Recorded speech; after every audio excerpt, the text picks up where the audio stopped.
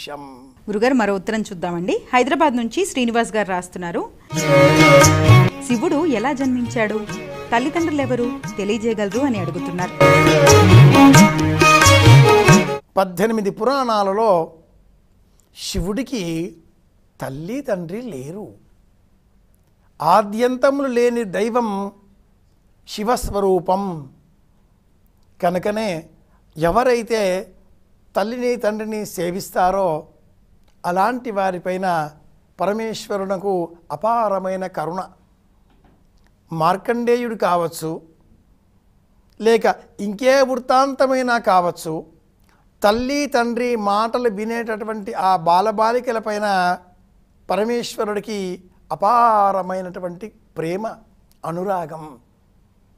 శివుడికి తల్లి తండ్రి లేరు, ఆద్యంతములు లేని దైవం పరమేశ్వరుడు అని శివపురాణం అభివర్ణిస్తుంది. మరి ఎలా పుట్టాడు?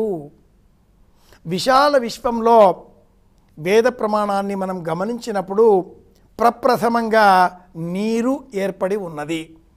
ఆ నీరు విశాల విశ్వంలోని ఏదో ఒక ఖగోళం, ఏదో ఒక భూలోకం వంటి మరొక లోకంలో నుంచి ఈ లోకానికి వచ్చినటువంటి నీటి బిందువు స్పర్శ, ఏదో ఒక ఉల్క తోకచుక్క కారణంగా గ్రహాల విశ్వాంతరాళంలో ఉండేటటువంటి వేలాది లక్షలాది కోట్లాది మైళ్ళ ప్రయాణం చేసిన ఆ నీటి బిందువు చుక్క ఈ భూలోకాన్ని భూమండలాన్ని తాకడంతో ప్రాణశక్తిగా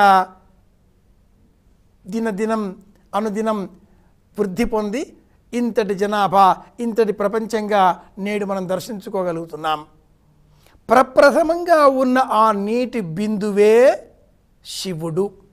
కనుకనే అప్సుమే సోమో అబ్రవీత్ అని వేద ప్రమాణం. ఆపో వై సర్వా దేవతా ఆహా అని చెప్పిన, శివ విశ్వస్య భేషజీ అని చెప్పిన, భైషజ్యము అంటే వైద్యము. సృష్టిలో ఆద్యంతములో ఉన్న నీటి బిందువు శివస్వరూపము. ఆ నీటి బిందువు కారణంగానే ప్రపంచమంతా పరిఢవిల్లుతున్నది. నీటి బిందువుకు తల్లిదండ్రులు లేరు అని శివపురాణం. ఇది తాత్పర్యం.